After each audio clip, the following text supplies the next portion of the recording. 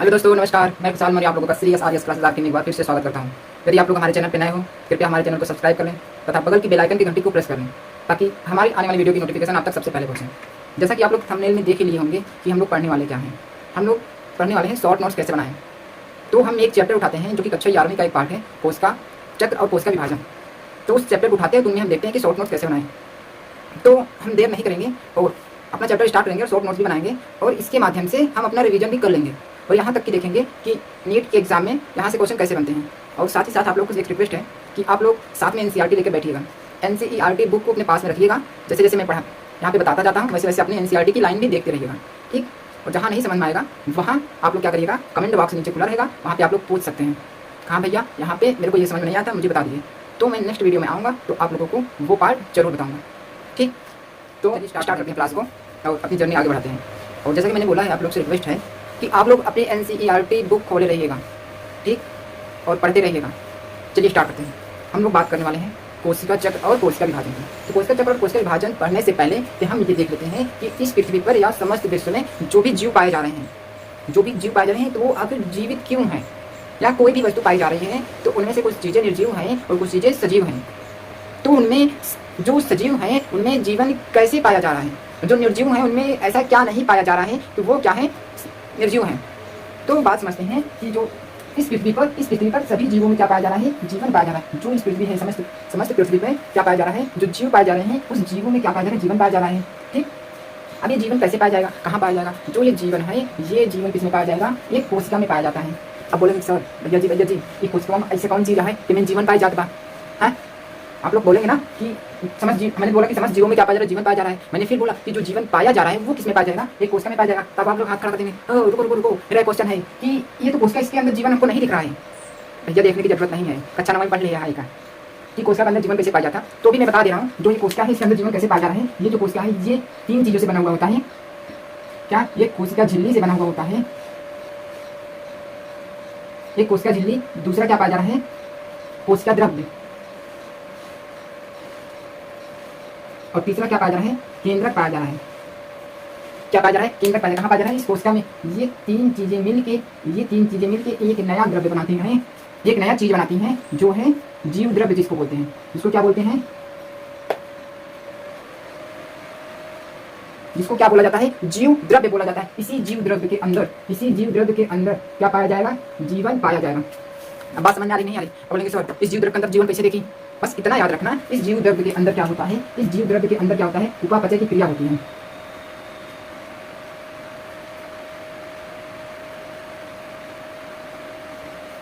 इस जीव द्रव्य के अंदर क्या होती है, उपापचय की क्रिया होती है, जिसके कारण हम जीवित हैं। जब उपापचय की क्रिया होगी तो उपापचय की क्रिया के माध्यम से हमको क्या मिलेगी, एनर्जी, जिसके कारण हम ताकतवर है, मतलब कि हमारे अंदर शक्ति है, जिसके कारण हम चल फिर सकते हैं। यही कारण है, ठीक। इतनी बात समझ, इस पर नहीं जाने वाले हैं। तो हमारी बात चल रही थी कि जो इस पृथ्वी है, इस पृथ्वी पर क्या पाया जाता है, जीवन पाया जाता है। इस पृथ्वी पर जो जीव पाए जाते थे, क्या पाए जाते थे, जीव जो पाए जाते थे उसमें क्या मिल रहा था, जीवन मिल रहा था। अब वो जीवन कहाँ मिल रहा था, वो जीवन कहाँ मिल रहा था, इस कोशिका के अंदर मिल रहा था। तो आप लोगों ने पूछा कि भैया जी इस कोशिका में हमको तो जीवन नहीं दिख रहा है। मैंने कहा रुको, सब्र करो, बता रहा हूँ कि जो ये कोशिका है, इस कोशिका जो है ये 3 चीज़ों से बना हुआ है। इस कोशिका के कितने पार्ट होते हैं, 3 पार्ट होते हैं। पहला क्या है, कोशिका झिल्ली होता है। दूसरा क्या है, कोशिका द्रव्य होता है। और तीसरा क्या है, केंद्रक होता है। बस समझ में नहीं आ रही? तो अब केंद्रक हो गया ना। अब ये तीनों मिलके क्या बना रहे हैं, कोशिका झिल्ली, कोशिका द्रव्य, केंद्रक मिलकर क्या बना रहे हैं, जीव द्रव्य बना रहे हैं। अब बोलेंगे कि इसी जीव द्रव्य के अंदर क्या पाया जा रहा है, जीवन पाया जा रहा है। क्या पाया जा रहा है, ये जीवन पाया जा रहा है। अब बोलेंगे है इस जीव द्रव्य के अंदर जीवन कैसे पाया जाता। मैंने कहा हमको, जो ये जीव द्रव्य है ना, इसमें एक क्रिया होती है। जो कौन सी क्रिया है, उपापचय की क्रिया होती है। इस क्रिया के माध्यम से जीवन दर्शाई जाती है। इतनी बात के लिए आगे चलें, चलो ठीक है। अब बात यहाँ तक पहुँच गई ना, जीव में क्या पाया जा रही है, कोशिका पाई जा रही है। अब दूसरी बात आती है कि कोशिका की खोज किया किसने। आखिर ऐसे कौन से महान वैज्ञानिक थे, जिन्होंने कोशिका की खोज कर दी। तो सबसे पहले कोशिका की खोज किसने किया था, रॉबर्ट हुक ने किया था। किसने किया था, रॉबर्ट हुक ने किया था। बात समझ में आ रही नहीं आ रही? रॉबर्ट हुक ने किया था। लेकिन एक दुर्भाग्यवश ये था, जो रॉबर्ट हुक ने कोशिका की खोज की थी वो कोशिका कैसी थी, मृत थी। बात समझ में आ रही नहीं आ रही? तो अब हम मृत कैसे मान लेंगे? जो ना, मृत का मतलब क्या होता है, मृत का मतलब कि जो कोशिका खोजी थी इसमें जीव द्रव्य नहीं पाया जा रहा था। जीव द्रव्य नहीं पाया जा रहा था, केवल और केवल क्या पाया जा रहा था, कोशिका भित्ति पाई जा रही थी। केवल और केवल क्या पाई जा रही थी, कोशिका भित्ति पाई जा रही थी, जिसके कारण ये मृत था। बात समझ में आई? अब देखो, जीव द्रव्य नहीं पाया जा रहा। अभी मैंने बताया जीव द्रव्य में क्या होता है, उपापचय की क्रिया। अगर उपापचय की क्रिया नहीं होगी तो वो उसमें जीवन नहीं पाया जाएगा, तो वो कैसी हो जाएगी, मृत हो जाएगी। इतना बात समझ में नहीं है? तब बात तो आगे चल गई थी। कि मृत कोशिका की कुछ और ठोकने की थी, तो इन्होंने मृत कोशिका की कुछ दिन के बाद कौन आए, एंटोन वॉन लुवेकहॉर्न ने आए और इन्होंने बताया कि जीवित कोशिका की खोज, जीवित कोशिका, इन्होंने जीवित कोशिका के बारे में बता दिया। कौन बताए, एंटोन वॉन लुवेकहॉर्न ने क्या किया, जीवित कोशिका की खोज की थी। इतना बात याद रखना, ये ज़्यादा नहीं पूछा जाएगा। अब बात आती है, इन्होंने तो खोज कर दी, अब कुछ वैज्ञानिक और आए, धीरे धीरे आगे बात बढ़ती चली, जीवित कोशिका की खोज हो गई। अब इसके बारे में आया, इन्होंने एक सिद्धांत आया, वो जो कोशिका का एक सिद्धांत आया, उसके बाद उस सिद्धांत में 2 वैज्ञानिक आए थे। कौन आए थे, 2 वैज्ञानिक आए थे, स्लाइडेन व स्वान आए थे। कौन कौन आए थे, फिर से बोलो, स्लाइडेन व स्वान, 2 वैज्ञानिक थे। कितने थे, 2, याद रखना, स्लाइडेन और स्वान थे, जिन्होंने क्या दिया था, कोशिका सिद्धांत दिया था। यहाँ से क्वेश्चन बन सकता है, हमारी एनसीईआरटी में दिया हुआ है कि एनसीईआरटी में ये चीज़ें दी गई, कोशिका सिद्धांत के बारे में बताया गया है, और यहाँ से नीट में क्वेश्चन पूछा जा सकता है। ये नहीं है कि पूछा नहीं जाएगा, पूछा जा सकता है, हमें छोड़ना नहीं है ये भी क्वेश्चन। हर तरह के क्वेश्चन कर लेंगे, देखना है कि किस तरह से क्वेश्चन बन रहे हैं, हर तरह के हर टाइप के क्वेश्चन को करना है, ठीक। तो यहाँ से पहला क्वेश्चन ये बनता है कि स्लाइडेन व स्वान ने क्या दिया था, स्लाइडेन व स्वान ने क्या दिया था, पहला क्वेश्चन ये बन सकता है। देखो अपने शब्दों में तोड़ मरोड़ क्वेश्चन बनाया करो ना। तो यहाँ पे बनता है कि स्लाइडेन व स्वान ने क्या दिया था, तो उत्तर आता है कि जो स्लाइडेन व स्वान थे, उन्होंने कोशिका सिद्धांत दिया था। क्या दिया था, कोशिका सिद्धांत दिया था। और इन्होंने ही बताया था, कौन बताया था, स्लाइडेन व स्वान ने बताया था कि इस पृथ्वी पर जितने जीव पाए जा रहे हैं, इस पृथ्वी पर जितने जीव पाए जा रहे हैं, समस्त जीवों में क्या पाए जा रहे हैं, कोशिका पाए जा रहे हैं। ये हालांकि अलग अलग बात है, दोनों वैज्ञानिक, एक प्राणी वैज्ञानिक थे, एक पादप वैज्ञानिक थे। ये बात अलग है कि एक पादप वैज्ञानिक थे, एक जंतु वैज्ञानिक थे।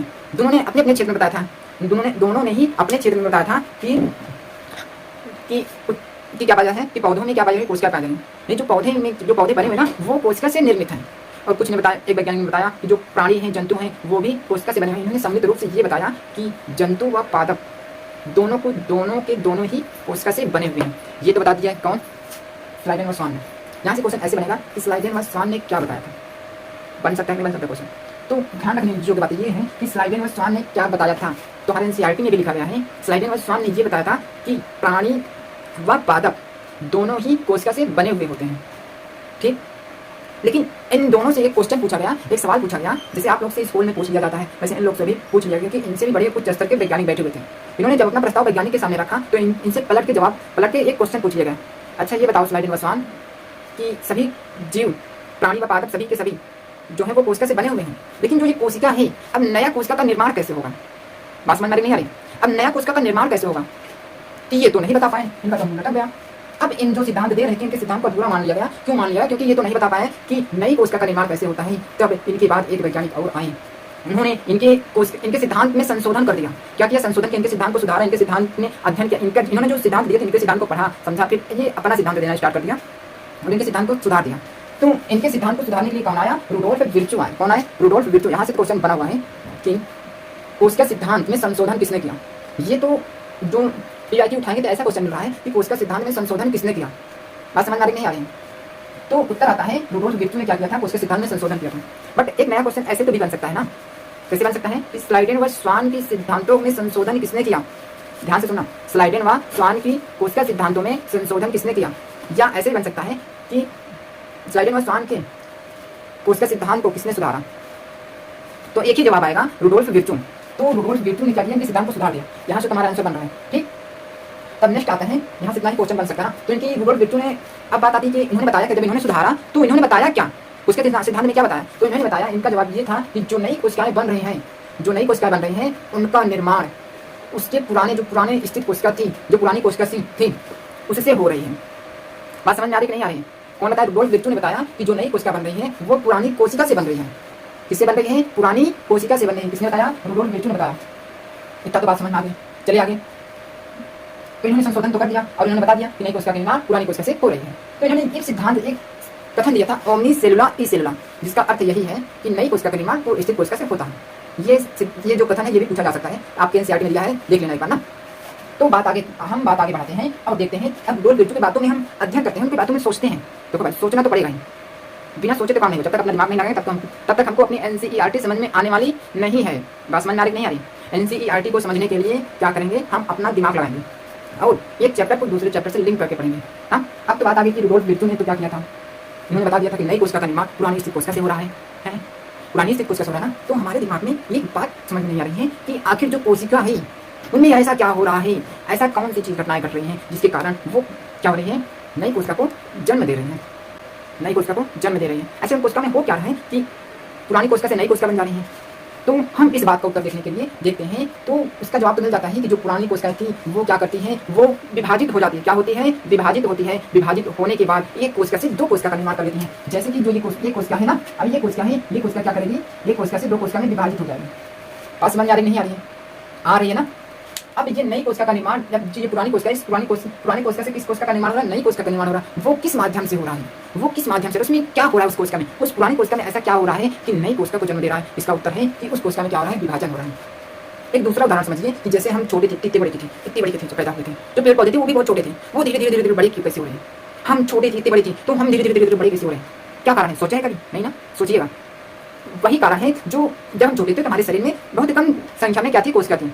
बात समझ नहीं आई? हमारे शरीर में बहुत कम संख्या में कोशिका थी। अब उस कोशिका को, जब वो कोशिका थी तो वो कोशिका धीरे धीरे विभाजित होती गई, तो हमारे शरीर में कोशिकाओं की संख्या बढ़ती गई, तो हम भी धीरे धीरे बड़े होते चले गए। बात समझ नहीं आ रही?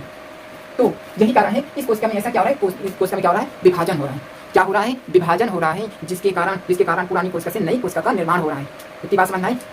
अब ये होता है, यहाँ से क्वेश्चन और पूछा जाएगा कि जो विभाजन हो रहा है, कोशिका विभाजन तो हमने पढ़ने वाले हैं। अब यहाँ से हमारे एनसीईआरटी में दिया गया है कि मानव शरीर में जो कोशिका विभाजन का समय है, मानव में जो समय है, कोशिका विभाजन का समय कितना है?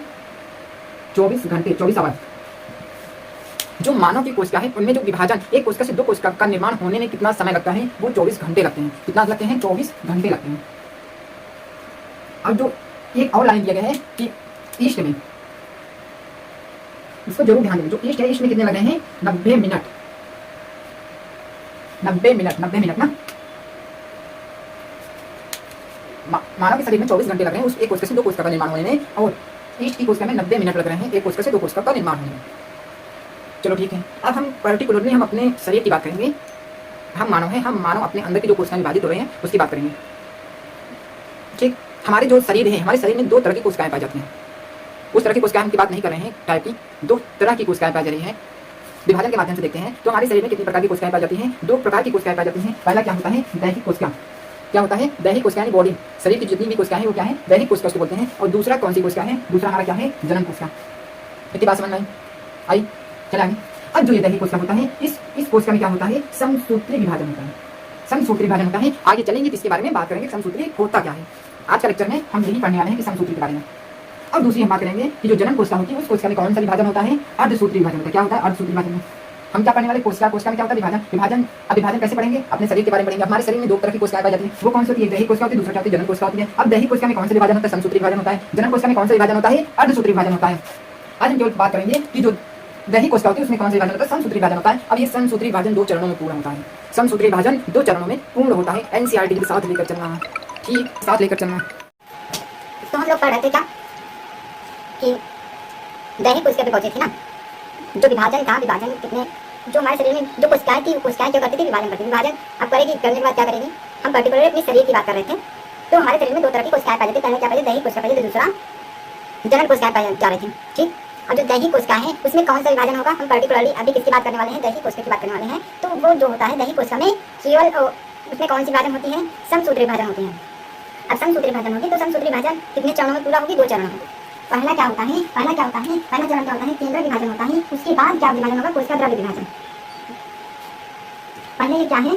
मान लीजिए कोशिका है ना, इस कोशिका के अंदर क्या पाई जा रही थी? इस कोशिका के अंदर क्या पाई जाती थी? केंद्रक पाई जा रही थी। अब बताओ, अब विभाजन किसका करें? ये क्या है? कोशिका द्रव्य है और ये क्या है? केंद्रक है। अब किसका विभाजन करें पहले? तो सबसे पहले किसका विभाजन होगा? इस केंद्र का विभाजन होगा। जैसे इस केंद्र का विभाजन होकर क्या हो जाएगा? केंद्र का विभाजन हो जाएगा, तब हम क्या करेंगे? कोशिका द्रव्य का यहाँ से विभाजन कर देंगे। ठीक, वही बात ना। तो हम पहले किसका विभाजन करेंगे? केंद्र का विभाजन करेंगे। उसके बाद कोशिका द्रव्य का विभाजन करेंगे। जब हम केंद्र का विभाजन करेंगे तो उसमें दो चरण आते हैं। पहला क्या आती है? पहला जो होती है अंतरा अवस्था आती है। जो केंद्र का विभाजन जब करेंगे तो उसमें क्या आएगा? पहला अंतरा अवस्था आएगा। और दूसरे बात क्या आएगा? एम अवस्था आएगा। इस एम अवस्था को सूत्री विभाजन भी कहते हैं। एनसीईआरटी में लिखा हुआ है। इसे हम समसूत्री यानी माइटोसिस डिवीजन, माइटोसिस फेज कहते हैं एम अवस्था को। तो दो चरणों में होगा। अब हम केवल बात करेंगे किसकी? अंतरावस्था की। जो अंतरावस्था होता है वो 3 चरणों में पूर्ण होता है। कितने चरणों में पूर्ण होगा? 3 चरणों में पूर्ण होगा। पहला क्या है? जीवन अवस्था, उसके बाद क्या है? एस अवस्था, उसके बाद G2 अवस्था। हम शॉर्ट नोट्स ऐसे नहीं जैसे ऊपर लिखे थे इसके पहले वाले स्लाइड में उसको लिखेंगे, उसके बाद ये लिखेंगे। ये लिखने के बाद अब इसके बारे में इसकी थोड़ा डिटेल दिया गया एनसीईआरटी में, उसको हम यहाँ पे पॉइंट बाइज पॉइंट लिखते चले जाएंगे। उसके बाद हम इसके बारे में एम अवस्था के बारे में पॉइंट टू पॉइंट लिखते चले जाएंगे। उसके बाद हम आ जाएंगे किसमें? इस कोशिका द्रव्य के विभाजन पे आ जाएंगे तो कोशिका द्रव्य का विभाजन के बारे में भी कुछ लिख लेंगे। उसके बाद हमारा क्या हो जाएगा, उसके बाद ये समसूत्री विभाजन कंप्लीट हो जाएगा। कंप्लीट होने के बाद हम किसके आ जाएंगे, अर्धसूत्री विभाजन पे। हम थोड़ा याद दिला देते हैं ताकि नेक्स्ट वीडियो में अच्छे समझ में आए। तो अर्धसूत्री जब विभाजन करेंगे उसमें भी एक अवस्था आती है अंतराला अवस्था, और दूसरा अवस्था कहते हैं एम अवस्था। एम अवस्था मतलब मियोसिस अवस्था। ठीक, उस जो मियोसिस अवस्था होता है उसमें दो अवस्थाएं होती है। जो अर्धसूत्री होता है वो अर्धसूत्री 2 चरणों में पूर्ण होती है। पहला क्या होता है, मियोसिस फर्स्ट होता है और मियोसिस सेकंड होता है। जो अंतराला अवस्था है ये एक ऐसी अवस्था है, इसमें एक अवस्था नहीं पाई जाती। कौन सी, एस अवस्था नहीं पाई जाती। मियोसिस की एक खास बात है, मियोसिस फर्स्ट में आपसे ये पूछा जा सकता है कि मियोसिस फर्स्ट में कौन सी अवस्था नहीं पाई जाती। जो मियोसिस फर्स्ट है उसमें अंतराला अवस्था पाई जाती है। उस अंतराला अवस्था में एस अवस्था नहीं पाई जाती। क्यों नहीं पाई जाती, क्योंकि उसमें जो होता है डीएनए का द्विगुणन नहीं होता, इसलिए क्या होता है वो एस अवस्था नहीं पाई जाती है। सो आई होप आप लोग को समझ में आया होगा अच्छे से। पढ़ते रहिए, मुस्कुराते रहिए, स्वस्थ रहिए और वीडियो को लाइक करते रहिए। जाते जाते मैं आप लोग से कुछ क्वेश्चन पूछने वाला हूँ, उस क्वेश्चन का जवाब आप लोग कमेंट बॉक्स में बताइएगा। और आज की क्लास कैसी लगी इसके बारे में भी बताइएगा, ताकि अगर कुछ गलत वर्ड यूज हो गया हो तो उसको मैं नेक्स्ट वीडियो में सुधार कर सकूँ। ठीक, तो नोट करिए पहला क्वेश्चन ये है कि कोशिका सिद्धांत में संशोधन किसने किया। दूसरा क्वेश्चन ये है कि कोशिका सिद्धांत की कमी क्या थी। तीसरा क्वेश्चन ये है कि स्लाइडेन व स्वान के सिद्धांत को स्वीकार क्यों नहीं किया गया। स्लाइडेन व स्वान की कोशिका सिद्धांत को स्वीकार क्यों नहीं किया गया। चौथा क्वेश्चन ये है कि मानव शरीर की कोशिकाओं में विभाजन कितने समय तक होता है।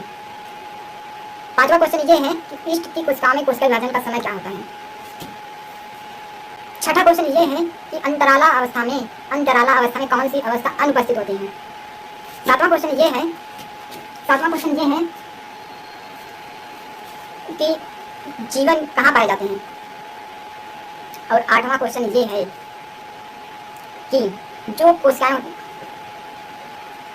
मृत क्यों होती है। आखिर कोशिका में ऐसी क्या चीज नहीं पाई जाती जिसके कारण वो मृत होती है। नौवां क्वेश्चन ये है, नौवां क्वेश्चन लिखिए जल्दी से, उपापचय क्रिया कहाँ होती है। उपापचय की क्रिया कहाँ होती है। और 10वां क्वेश्चन, लास्ट क्वेश्चन, ये 10 के 10 क्वेश्चन का जवाब आप लोग कमेंट बॉक्स में जरूर दीजिएगा। 10वां क्वेश्चन का जवाब लिखिए,